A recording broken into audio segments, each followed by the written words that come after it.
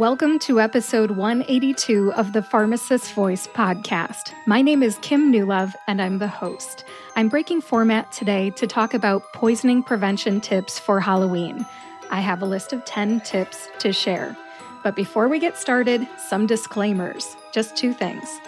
First, in this episode, I mention things that may not be suitable for children's ears, so listener discretion is advised.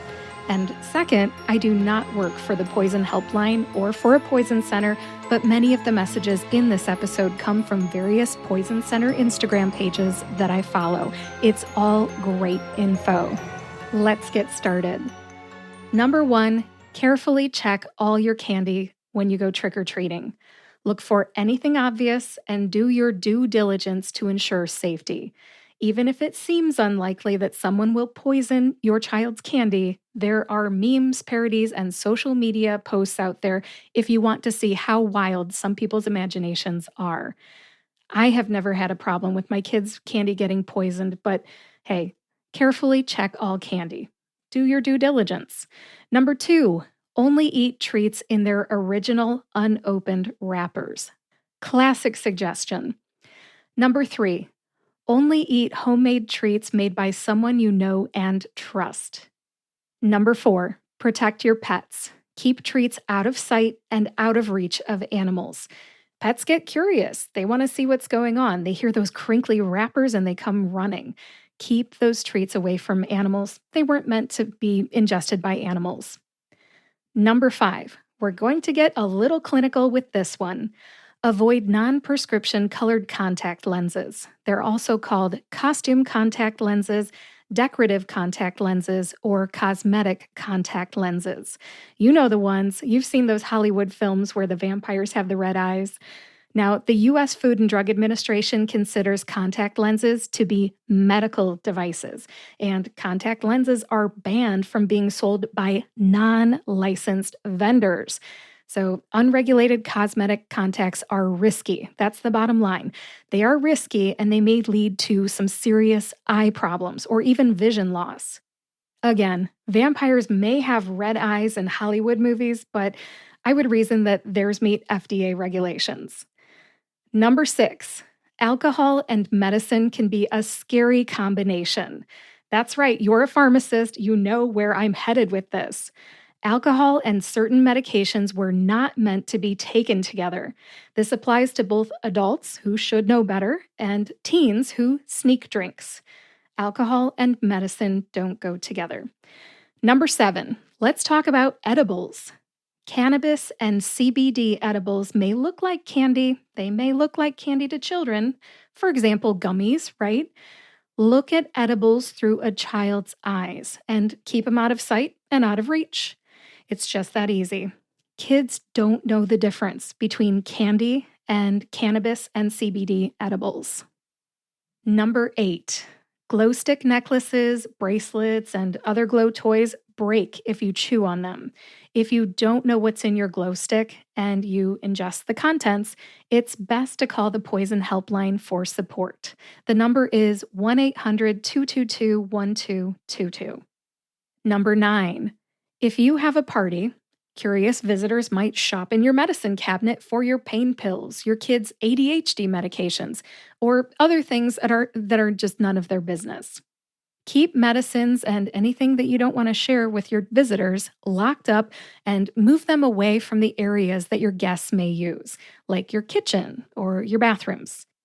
When you have a lot of stuff around, you might want to think about taking those expired or unwanted or unused medications and get them out of the house before the party.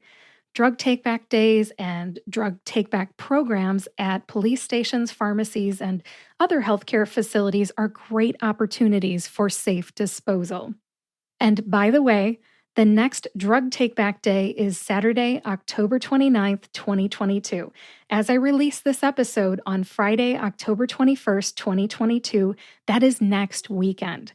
I will put a link to the DEA's website about Drug Take-Back Day in the show notes, so check that out.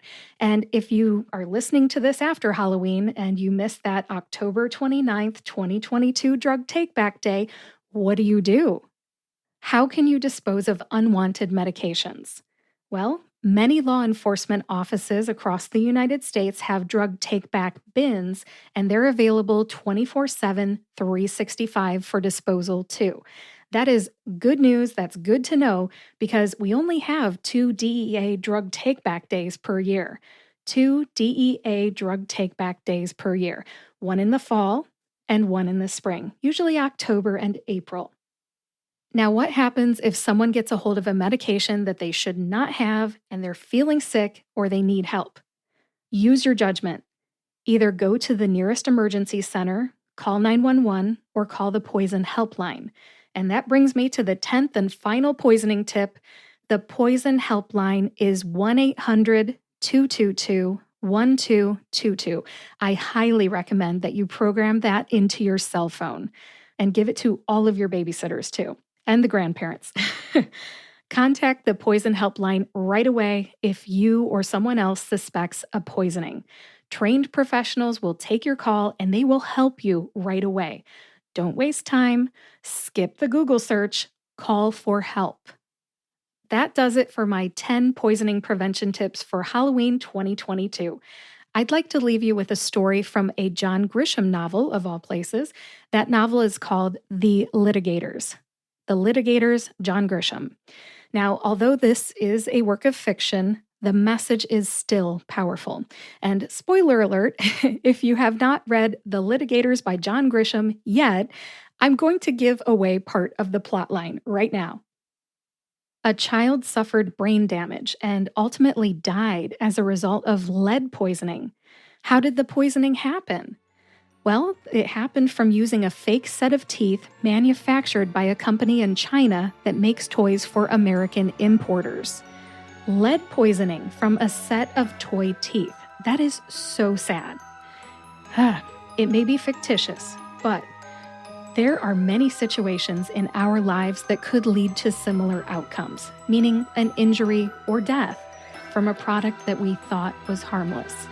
Halloween can be a scary enough time of the year for more than one reason. Be safe out there. Now, if you found these messages valuable, please share them with others. Links to the Poison Helpline, The Litigators by John Grisham, and more are in the show notes. You can find the show notes at thepharmacistvoice.com. Just click on the podcast tab and search for episode 182.